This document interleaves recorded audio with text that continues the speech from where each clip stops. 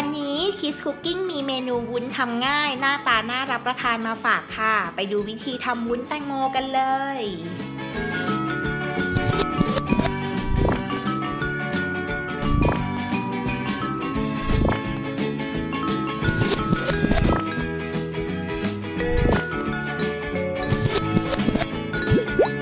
เราจะเริ่มจากต้มผงวุ้นกับน้ำเปล่าก่อนค่ะ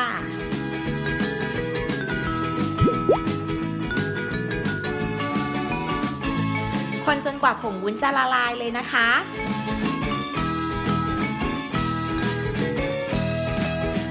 พอผงวุ้นละลายดีแล้วก็ใส่น้ำตาลทรายแล้วก็คนจนกว่าน้ำตาลทรายจะละลายค่ะ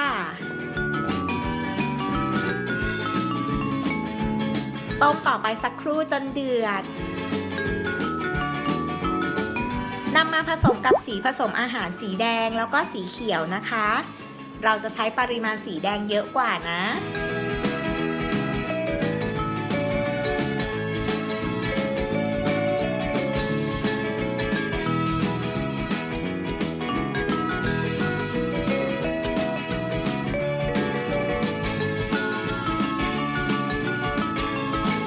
เสร็จแล้วก็ตักใส่พิมพ์ค่ะโดยนำสีแดงใส่ลงไปก่อน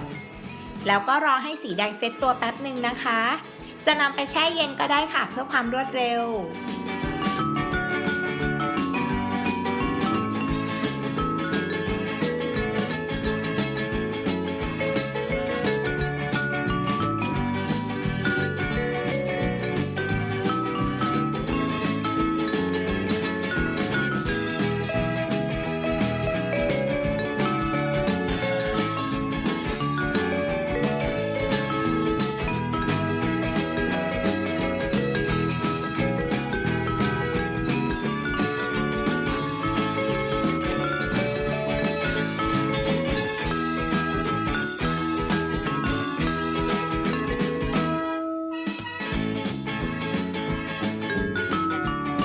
พอสีแดงเซตตัวแล้วนะคะก็ตักสีเขียวใส่ลงไปอีกชั้นหนึ่งค่ะ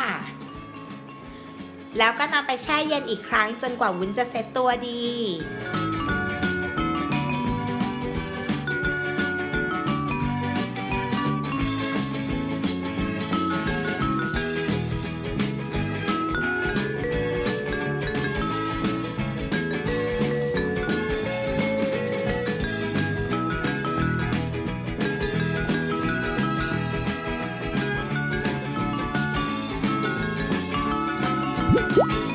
พอวุ้นทั้งหมดเซตตัวดีแล้วนะคะก็นำมาตกแต่งด้วยช็อกโกแลตชิพ